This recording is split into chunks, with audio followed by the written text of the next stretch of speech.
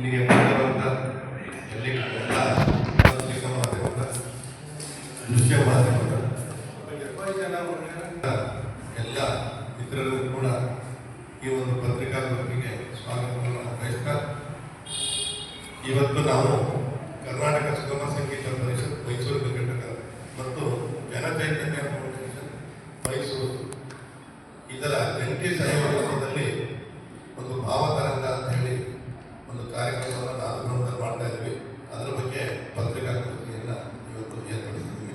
ಈ ಪತ್ರಿಕಾಗೋಷ್ಠಿಯಲ್ಲಿ ಹಾಜರಿರುವವರು ನಾನು ಸುಗಮ ಸಂಗೀತ ಪರಿಷತ್ ಮೈಸೂರು ಜಿಲ್ಲಾ ಜನಚೈತನ್ಯ ಫೌಂಡೇಶನ್ ಪ್ರೆಸಿಡೆಂಟ್ ಮೈಸೂರು ಇದರ ಅಧ್ಯಕ್ಷರಾದಂಥ ಆರ್ ಲಕ್ಷ್ಮಣ್ ಅವರು, ಅವರು ಅಡ್ವೊಕೇಟ್ ಅವರು ಕೂಡ, ಮತ್ತು ನನ್ನ ಲಕ್ಷ್ಮಣ್ ಅವರ ಪಕ್ಕ ಅಮರ್ ಅಂತ ಹೇಳಿ ಅವರು ಕೂಡ ಖ್ಯಾತ ಗಾಯಕರು, ಮತ್ತು ಅವ್ರ ಪಕ್ಕ ಇರೋರು ಚಾಯ್ಸ್ ವೈಶಾಖ್ ಅಂತ ಹೇಳಿ ಅವರು ಕೂಡ ಖ್ಯಾತ ಹಿನ್ನೆಲೆ ಗಾಯಕಿಯರು. ನನ್ನ ಎಡಭಾಗದಲ್ಲಿ ನಮ್ಮ ಸುಗಮ ಸಂಗೀತ ಪರಿಷತ್ನ ಮಾಧ್ಯಮ ಸಲಹೆಗಾರರಾದಂಥ ಬೆಟ್ಟೇಗೌಡರಿದ್ದಾರೆ. ಹಾಗೆ ಮತ್ತೆ ಅವರ ಪಕ್ಕದಲ್ಲಿ ನಮ್ಮ ಸುಗಮ ಸಂಗೀತ ಪರಿಷತ್ನ ಕಾರ್ಯದರ್ಶಿಗಳಾದಂಥ ಸಿರಿ ಮಾಧವ್ ಅವರು ಇದ್ದಾರೆ. ಇಷ್ಟು ಜನ ಸೇರಿ ಇವತ್ತಿನ ಪತ್ರಿಕಾಗೋಷ್ಠಿಯನ್ನು ನಡೆಸ್ತಾ ಇದ್ದಾರೆ. ಮೊದಲು ಸ್ವಲ್ಪ ಕರ್ನಾಟಕ ಸುಗಮ ಸಂಗೀತ ಪರಿಷತ್ ಮತ್ತು ಜನಚೈತನ್ಯ ಫೌಂಡೇಶನ್ ಇದ್ರ ಬಗ್ಗೆ ಕೆಲವು ಮಾಹಿತಿಗಳನ್ನು ಕೊಟ್ಟು ನಾಳಿನ ಕಾರ್ಯಕ್ರಮದ ಬಗ್ಗೆ ನಾನು ವಿವರಣೆ ಕೊಡ್ತೇನೆ. ಕರ್ನಾಟಕ ಸುಗಮ ಸಂಗೀತ ಪರಿಷತ್ತು 10 ತಿಂಗಳ ಹಿಂದೆ ಮೈಸೂರಿನಲ್ಲಿ ಪ್ರಾರಂಭ ಆಯಿತು. 10 ತಿಂಗಳಿಂದ ಇಲ್ಲಿವರೆಗೆ ಸುಮಾರು 18 ಕಾರ್ಯಕ್ರಮಗಳನ್ನ ಮಾಡಿ ಬಹಳ ಕ್ರಿಯಾಶೀಲವಾಗಿ ಕೆಲಸ ನಿರ್ವಹಿಸಿಕೊಂಡು ಬರ್ತಾ ಇದೆ. ಜೊತೆಗೆ ಬರೀ ಹಾಡುಗಾರಿಕೆ ಮಾತ್ರ ಅಲ್ಲ, ಎಲ್ಲ ಆಸಕ್ತ ಗಾಯಕರಿಗೆ ಶಿಬಿರವನ್ನ ಏರ್ಪಡಿಸಿದ್ದೀವಿ. ಹವ್ಯಾಸಿ ಗಾಯಕರಿಗೆ ಸುಮಾರು ವೇದಿಕೆಗಳನ್ನು ಕಲ್ಪಿಸಿಕೊಟ್ಟಿದ್ದೀವಿ. ಕವಿಗಳಿಗೆ ಪ್ರೋತ್ಸಾಹ ನೀಡುವಂಥ ಕವಿಯೊಂದಿಗೆ ಕವಿತೆ ಕೇಳಿ ಅಂತೇಳಿ ಪ್ರೋತ್ಸಾಹ ಮಾಡಿದ್ದೀವಿ. ಜೊತೆಗೆ ಗೀತೋತ್ಸವ ಕಾರ್ಯಕ್ರಮವನ್ನು ಮಾಡಿದ್ದೀವಿ. ಜೊತೆಗೆ ಯುವ ಜನತೆಯಲ್ಲಿ ಈ ಒಂದು ಸುಗಮ ಸಂಗೀತದ ಬಗ್ಗೆ ಆಸಕ್ತಿ ಹೆಚ್ಚು ಮಾಡಲಿಕ್ಕೆ ಅಂತೇಳಿ ಕಾಲೇಜಿನಲ್ಲಿ ಸ್ಪರ್ಧೆಗಳನ್ನು ಏರ್ಪಡಿಸಿದ್ದೀವಿ. ಇದನ್ನೆಲ್ಲ ವಾರ್ಷಿಕ ಕಾರ್ಯಕ್ರಮವಾಗಿ ನಾವು ಏರ್ಪಾಡು ಮಾಡ್ಕೊಂಡು ಬರ್ತಾ ಇದ್ದೀವಿ. ಈ ವರ್ಷನೂ ಕೂಡ ಎಲ್ಲರೂ ಕೂಡ ನಾವು ವಾರ್ಷಿಕ ಕಾರ್ಯಕ್ರಮಗಳು ಅಂತೇಳಿ ಮಾಡ್ಕೊಂಡು ಬರ್ತಾ ಇದ್ದೀವಿ. ಒಟ್ಟಲ್ಲಿ ಎಲ್ಲ ಥರದಲ್ಲೂ ಕೂಡ ನಾವು ಸುಗಮ ಸಂಗೀತವನ್ನು ಜನರ ಮಧ್ಯೆ ಇಳಿಸಬೇಕು ಅಂತೇಳಿ ನಾವು ಪ್ರಯತ್ನ ಮಾಡ್ತಾ ಇದ್ದೀವಿ. ಅದೇ ರೀತಿ ಪ್ರತಿನಿತ್ಯ ಕೂಡ ವೃತ್ತಿಯಲ್ಲಿ ಗಾಯಕರಾಗಿ, ಹವ್ಯಾಸದಲ್ಲಿ ಗಾಯಕರಾಗಿ ತೊಡಗಿಕೊಂಡಿರೋರಿಗೆ ನಿರಂತರವಾಗಿ ನಾವು ಪ್ರೋತ್ಸಾಹ ಕೊಡ್ತಾ ಇರಬೇಕಾಗ್ತದೆ. ಆ ದಿಸೆಯಲ್ಲಿ ಮೈಸೂರಿನಲ್ಲಿ ಹಾಡ್ತಾ ಇರೋ ತಂಡಗಳ ಜೊತೆ ಏನೋ ಅವರು ಕನ್ನಡ ಚಿತ್ರಗೀತೆಗಳನ್ನ ಹಾಡ್ತಾ ಇದ್ದಾರೆ, ಟ್ರ್ಯಾಕಲ್ಲಿ ಹಾಡ್ತಾ ಇದ್ದಾರೆ.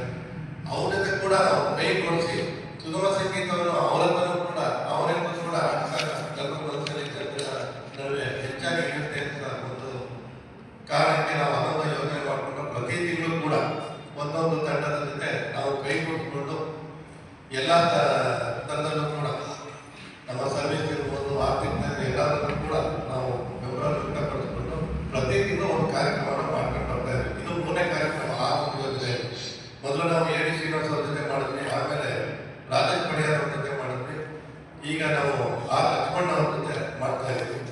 ಈ ಒಂದು ಕಾರ್ಯಕ್ರಮದ ಅಡಿಯಲ್ಲಿ ನಾವು ಮತ್ತು ಅವರು ಜಂಟಿಯಾಗಿ ಈ ಒಂದು ಕಾರ್ಯಕ್ರಮ ಮಾಡ್ತಾ ಇದ್ದೀವಿ.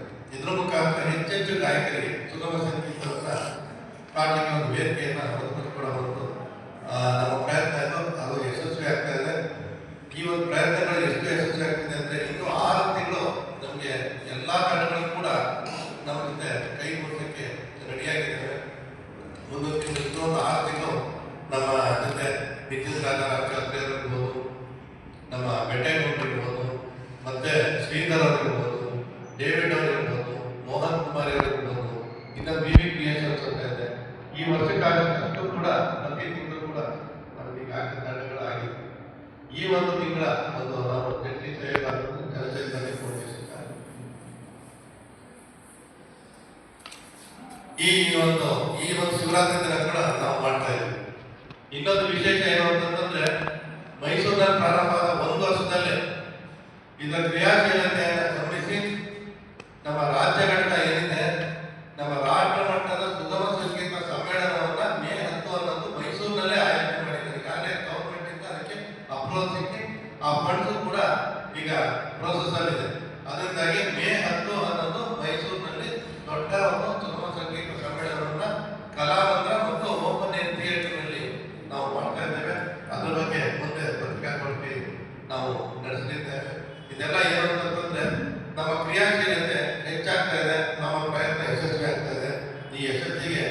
ಇನ್ನೂ ಕೂಡ ಭಾಗಿದಾರ. ಯಾಕಂದ್ರೆ ನಮಗೆ ಎಲ್ಲ ರೀತಿಯ ಪ್ರೋತ್ಸಾಹವನ್ನ ಪಬ್ಲಿಸಿಟಿ ಕೊಡ್ತಾ ಇದೆ.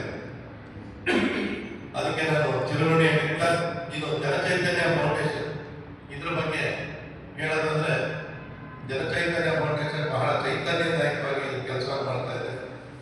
ಇದು ವಿದ್ಯಾರ್ಥಿಗಳಿಗೆ ಅವರ ಮುಂದಿನ ಬದುಕಿಗೆ ಏನು ಒಂದು ಟ್ರೈನಿಂಗ್ ಪ್ರೋಗ್ರಾಮ್ ಬೇಕು, ಅವ್ರ IAS ಮಾಡೋದಾದ್ರೆ, ಮೆಡಿಕಲ್ ಮಾಡೋದಾದ್ರೆ, CET ಎಕ್ಸಾಮ್ ಇರ್ಬೋದು, ನೀಟ್ ಇರ್ಬೋದು, IAS ಕೋಚಿಂಗ್ ಇದೆಲ್ಲರೂ ಕೂಡ ಒಂದು ಸಾಮಾಜಿಕ ಕಳಕಳಿಯಿಂದ ಇಟ್ಕೊಂಡು ಮಾಡಿದಂಥ ಫೌಂಡೇಶನ್ನು ಅವರಲ್ಲಿ ಬಹಳಷ್ಟು ಜನ ಹವ್ಯಾಸಿ ಗಾಯಕರಿಂದ ಪ್ರತಿ ತಿಂಗಳು ಕೂಡ ಒಂದು ಹವ್ಯಾಸಿ ಗಾಯನವನ್ನು ಆರ್ಥಿಕ ಮುಖಾಂತರ ಟ್ರ್ಯಾಕ್ ಮುಖಾಂತರ ಪ್ರತಿ ತಿಂಗಳು ಕೂಡ ಮೈಸೂರಿನಲ್ಲಿ ಮಾಡಿಕೊಂಡು ಬಂದು ಒಂದು ಅದ್ಭುತ ತಂಡವಾಗಿ ನೋಡ್ಕೊಂಡಿದ್ವಿ.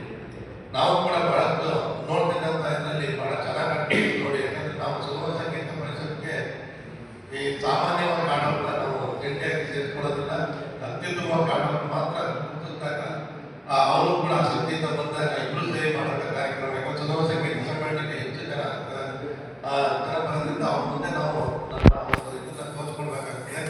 ನಾವು ಇವರನ್ನು ನೋಡಿದಂಥ ಸಂದರ್ಭದಲ್ಲಿ ಈ ಒಂದು ಜನಚೈತನ್ಯ ಫೌಂಡೇಶನ್ ಆರ್ಗನೈಸ್ ಮಾಡಿದಂಥ ಎಲ್ಲ ಕಾರ್ಯಕ್ರಮಗಳು ಕೂಡ ಬಹಳ ಚೆನ್ನಾಗಿ ಆಡುವಂಥ ಗಾಯಕರನ್ನ ಹೊಂದಂಥ ತಂಡವಾಗಿ ಮಾಡ್ತಿದ್ದು ನೋಡಿ ನಾನೇ ಆಸಕ್ತಿ ವಹಿಸಿ ಅವರು ಕೇಳಿದಾಗ ಅವರು ಕೂಡ ಸಂತೋಷ ಹೊಂದ್ಕೊಂಡು ಈ ಒಂದು ಇದನ್ನು ನಾವು ಕೂಡ ಕೈಗೊಳಿಸ್ತೀವಿ ಅಂತೇಳಿ ಮುಂದೆ ಬಂದು ಇನ್ನು ಜನಚೈತನ್ಯ ಫೌಂಡೇಶನ್ ನಡೆಸ್ತಾ ಇರುವಂಥ ಸಾಮಾಜಿಕ ಕಾರ್ಯಕ್ರಮಗಳ ಬಗ್ಗೆ ನಮ್ಮ ಲಕ್ಷ್ಮಣರು ಇನ್ನು ವಿವರವಾಗಿ ಹೇಳಿದ್ದಾರೆ. ನಾನು ಹೇಳಿ ನಮ್ಮ ಮುಂದಿನ ಈ ಒಂದು ಕಾರ್ಯಕ್ರಮದ ಬಗ್ಗೆ ಹೇಳ್ತೇನೆ. ಏನು ಅಂತಂದ್ರೆ, ಕನ್ನಡ ನಾಡಿನ ಪ್ರಸಿದ್ಧ ಕವಿಗಳು ರಚಿಸಿರುವಂಥ ಚಲನಚಿತ್ರ ಭಾವಗೀತೆ.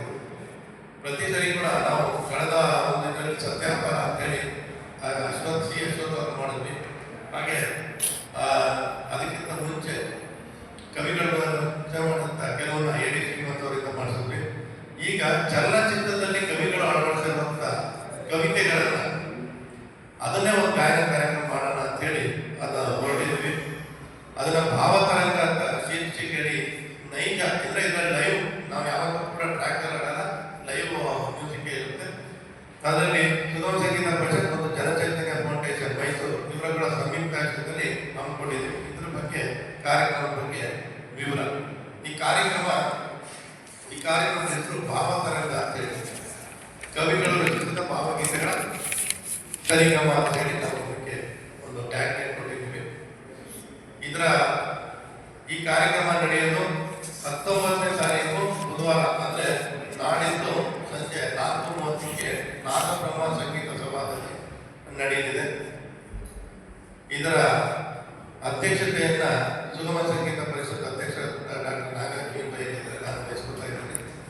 ಹಾಗೆ ಇದರ ಗಾಯನ ಸಾಹಿತ್ಯ ಅಂದ್ರೆ ಹಾಡುವಂತ ಎಲ್ಲ ಗಾಯಕರ ಸಾರಥ್ಯವನ್ನ ಅದರ ನಿರ್ದೇಶನವನ್ನು ವಹಿಸಿಕೊಳ್ತಾರವರು ನಮ್ಮ ಪಕ್ಕದಲ್ಲಿರುವಂಥ ಲಕ್ಷ್ಮಣ್ ಅವರು, ಹಿನ್ನೆಲೆ ಗಾಯಕರು ಹಾಗೂ ಅಧ್ಯಕ್ಷರು ಜನಚೈತನ್ಯ ಫೌಂಡೇಶನ್. ಇದನ್ನ ಈ ಒಂದು ಕಾರ್ಯಕ್ರಮವನ್ನ ಕನ್ನಡ ಮತ್ತು ಸಂಸ್ಕೃತಿ ಇಲಾಖೆಯ ಜಂಟಿ ನಿರ್ದೇಶಕರಾದಂಥ ಶ್ರೀ ಮಲ್ಲಿಕಾರ್ಜುನ ಸ್ವಾಮಿ ಅವರು ಉದ್ಘಾಟಿಸುತ್ತಿದ್ದಾರೆ.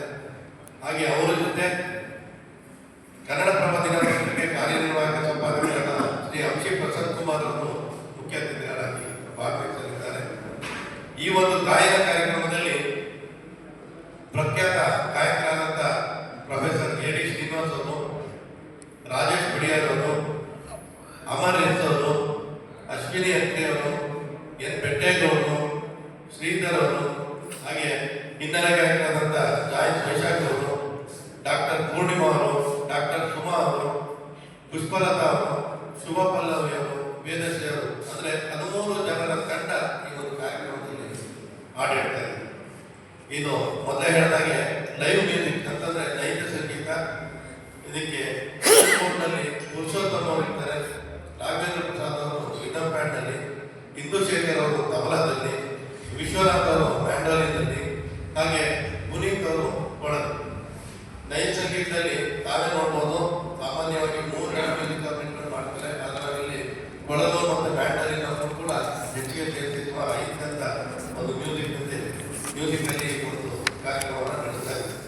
ಇದೊಂದು ಅತ್ಯುತ್ತಮ ಕಾರ್ಯಕ್ರಮ ಆಗಿರುತ್ತೆ. ನಾವೆಲ್ಲರೂ ಕೂಡ ಬಹಳ ಎಂಜಾಯ್ ಮಾಡ್ತೀವಿ. 30 ಹಾಡುಗಳನ್ನ ಹಾಡ್ತೀವಿ. ಆ ಹಾಡುಗಳನ್ನ ನಿಂತ್ಕೊಳ್ಳೋದ್ರೆ ನಿಮಗೆ ಬಹಳ ಖುಷಿ ಆಗುತ್ತೆ. ಎಲ್ಲ ಹಾಡುಗಳನ್ನ ಜನಪ್ರಿಯ ಹಾಡುಗಳನ್ನ ನಾವು ಹಾಡ್ತಾ ಇದ್ದೀವಿ. ಇದು ನಾವು ಬಂದಿರೋ ಒಂದು ಕಾರ್ಯಕ್ರಮ ತುಂಬಾ ಒತ್ತಾಗಿತ್ತು, ನಾವು ಹೋಗಿದ್ದು ಚೆನ್ನಾಗಿತ್ತು ಅಂತ ಹೇಳಿ ನಿಮ್ಮೆಲ್ಲರೂ ಕೂಡ ಅನ್ಸೋದ್ರಲ್ಲಿ ಒಂದು ಸಂಶಯ ಇಲ್ಲ ಅಂತ ನಾವೆಲ್ಲರೂ ಕೂಡ ಬರಬೇಕು. ಈ ಕಾರ್ಯಕ್ರಮ ಪ್ರವೇಶ ಉಚಿತ. 4:30ಗೆ ಕಾರ್ಯಕ್ರಮ ಪ್ರಾರಂಭ ಮಾಡಲಿಕ್ಕೆ ನಾವು ಬಯಸಿದ್ದೇವೆ. ಇದ್ರ ಬಗ್ಗೆ ನಮಗೆ ನಮ್ಮ ಒಂದು ಕಾರ್ಯಕ್ರಮ ಅಂತಂದ್ರೆ ಈ ಕಾರ್ಯಕ್ರಮದಲ್ಲಿ ನಾವು ಯಾರನ್ನೂ ಕೂಡ ಕೇಳ್ತಾ ಇಲ್ಲ, ನಾವುಗಳೇ ಕಂಡು ಮಾಡ್ತಾ ಇದ್ದೀವಿ. ಅದರಿಂದಾಗಿ ಹೆಚ್ಚೆಚ್ಚು ಜನರು ಬಂದು ನಮ್ಮ ಕಾರ್ಯಕ್ರಮ ಮಾಡಿದಾಗ ನಮಗೆ ಬಹಳ ಖುಷಿ ಆಗುತ್ತೆ. ಹೆಚ್ಚು ಜನರು ಬರಬೇಕಾದ್ರೆ ನಿಮ್ಮ ಮಾಧ್ಯಮದಲ್ಲಿ ಪಬ್ಲಿಸಿಟಿ ಹೆಚ್ಚು ಬರಬೇಕು. ಹೆಚ್ಚು ಬಂದಾಗ ಹೆಚ್ಚು ಜನ ಬರ್ತಾರೆ. ಇಲ್ಲಿವರೆಗೂ ಕೂಡ ನಾವು ಎಲ್ಲ ಕಾರ್ಯಕ್ರಮಗಳು ಕೂಡ ಸಂಸ್ಕೃತ ಕಾರ್ಯಕ್ರಮಗಳನ್ನೇ ಮಾಡಿದ್ದೀವಿ. ಆ ಒಂದು ಪ್ರೋತ್ಸಾಹದಿಂದ ಪ್ರತಿ ತಿಂಗಳು 1-2 ಕಾರ್ಯಕ್ರಮಗಳನ್ನ ತೆಗೆದುಕೊಳ್ತಾರೆ. ಈ ಕಾರ್ಯಕ್ರಮಗಳು ಕೂಡ ಹೆಚ್ಚು ಜನರು ಬರ ಹಾಗೆ ನಾವು ಪ್ರಚಾರ ಮಾಡಿ ಒಂದು ಪ್ರಯತ್ನದಲ್ಲಿ ನಮ್ಮ ಒಂದು ಇದನ್ನ ಹೇಳಿದಾಗ ಖಂಡಿತ ಜನರು ಬರ್ತಾರೆ ಅಂತೇಳಿ ಇದಕ್ಕೆ ಸಹಕಾರ ಮೊದಲಿನ ಸಹಕಾರ ಕೊಡ್ತಿರೋದು ನಮಗೆಲ್ಲರಿಗೂ ಕೂಡ ಈ ಬಾರಿಯೂ ಕೂಡ ಆ ಸಹಕಾರ ಕೊಡಿ ಅಂತ ಕೇಳ್ಕೊಳ್ತಾ, ಇನ್ನು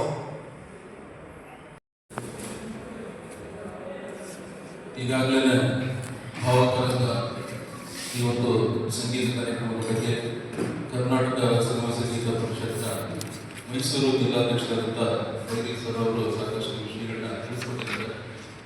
ಈಗಾಗಲೇ ಸುಗಮ ಸಂಗೀತ ಪರಿಷತ್ತು ಸಾಕಷ್ಟು ಕಾರ್ಯಕ್ರಮಗಳನ್ನ, ಅದರಲ್ಲೂ ವಿಶೇಷವಾಗಿ ಸುಗಮ ಸಂಗೀತ ಕಾರ್ಯಕ್ರಮಗಳನ್ನ ಆಯೋಜನೆ ಮಾಡಿಕೊಂಡು ತುಂಬ ಯಶಸ್ವಿಯಾಗಿ ನಡೆಸ್ಕೊಂಡು ಬಂದಿದ್ದಾರೆ.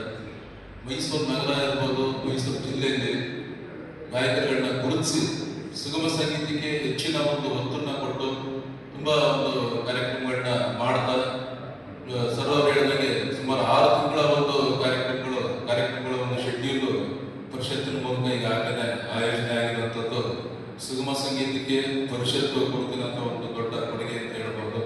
ನಾನು ನೋಡಿದ ಮಟ್ಟಿಗೆ ಈ ಹಿಂದೆ ಸುಗಮ ಸಂಗೀತ ಕಾರ್ಯಕ್ರಮ ಅಂದ್ರೆ ಅದು ಲೈವ್ ಮ್ಯೂಸಿಕ್ ಆಗಿರ್ತದೆ. ಅದನ್ನ ಮಾಡೋಂಥ ಒಂದು ತುಂಬಾ ಅಪರೂಪ. ಯಾಕಂದ್ರೆ ಖರ್ಚು ಜಾಸ್ತಿ ಆಗುತ್ತೆ, ಹೆಚ್ಚಿಗೆ ಟೈಮ್ ಹಿಡಿಸುತ್ತೆ. ಆ ಥರ ಪರಿಸ್ಥಿತಿಗೂ ಕೂಡ ಬೈರಿ ಸರ್ ಅವರು ಮೈಸೂರು ಜಿಲ್ಲಾಧ್ಯಕ್ಷರಾದ್ಮೇಲೆ ತುಂಬಾ ಜನರಿಗೆ ಏನು ಟ್ರ್ಯಾಕ್ ಅಲ್ಲಿ ಆಡ್ತಿದ್ದಂತ ಒಂದು ಹವ್ಯಾಸಿ ಗಾಯಕರಿಗೆ ವೃತ್ತಿಪರ ಅಲ್ಲಿರುವಂತ ಒಂದು ಗಾಯಕರನ್ನ ಗುರುತಿಸಿ ಅವರಿಗೆ ಇದುವರೆಗೂ ಮಾಡಿದಂತ ಒಂದು ಪರಿಷತ್ತಿನ ಕಾರ್ಯಕ್ರಮದಲ್ಲಿ ಅವಕಾಶನ ಕೊಟ್ಟು ತುಂಬಾ ಒಂದು ಪ್ರೋತ್ಸಾಹ ನೀಡ್ತಾ ಬಂದಿದೆ. ಮೈಸೂರಲ್ಲಿ ಪರಿಷತ್ತಿಂದ ಅವರು ಮಾಡ್ತಿರೋಂಥ ಒಂದು ಕಾರ್ಯಕ್ರಮ ಅಂದ್ರೆ ಯಾವುದೇ ಒಂದು ಸಭಾಂಗಣ ಇರ್ಬೋದು, ಅದು ಕಿಕ್ಕಿರಿದು ಪ್ರೇಕ್ಷಕರು ಬರ್ತಾರೆ. ಅಂದ್ರೆ ಆ ರೀತಿಯಲ್ಲಿ ಆ ಒಂದು ಕಾರ್ಯಕ್ರಮದ ಒಂದು ಆಯೋಜನೆ ಇರುತ್ತೆ. ಈ ಸತಿ ನಾವು ಜನಚೈತನ್ಯ ಫೌಂಡೇಶನ್ ಪರಿಷತ್ ಅವರ ಜೊತೆ ಸೇರಿಕೊಂಡು ಒಂದು ವಿಶೇಷವಾದಂತಹ ಒಂದು ಕಾನ್ಸೆಪ್ಟ್ ನ ಇಟ್ಕೊಂಡು ಭಾವಕರಿಂದ ನಾವು ಒಂದು ಕಾರ್ಯಕ್ರಮನ ಮಾಡ್ತಾ ಇದ್ದೇವೆ. ಈಗಾಗಲೇ ಬೈರಿ ಸರ್ ಅವರು ತಿಳಿಸಿದ್ದಾರೆ. ಏನು ಕನ್ನಡ ಚಲನಚಿತ್ರಗಳಲ್ಲಿ ಕವಿಗಳು ಬರೆದಿರುವಂಥ ಒಂದು ಅವರ ಒಂದು ಭಾವಗೀತೆಗಳನ್ನ ಅಳವಡಿಸ್ಕೊಂಡು ಅಂತ ಒಂದು ಗೀತೆಗಳನ್ನ ನಾವು ಒಂದು ಜನಪ್ರಿಯವಾದಂಥ ಗೀತೆಗಳನ್ನ ಆಯ್ಕೆ ಮಾಡಿಕೊಂಡು ನಾಳಿದ್ದು ಅಂದ್ರೆ 19ನೇ ತಾರೀಕು ಬುಧವಾರ 4 ಗಂಟೆಗೆ ಮೈಸೂರಿನ ನಾದಬ್ರಹ್ಮ ಸಭಾಂಗಣದಲ್ಲಿ ಜಂಟಿಯಾಗಿ ನಾವು ಈ ಒಂದು ಕಾರ್ಯಕ್ರಮನ ಆಯೋಜನೆ ಮಾಡಿದ್ದೇವೆ.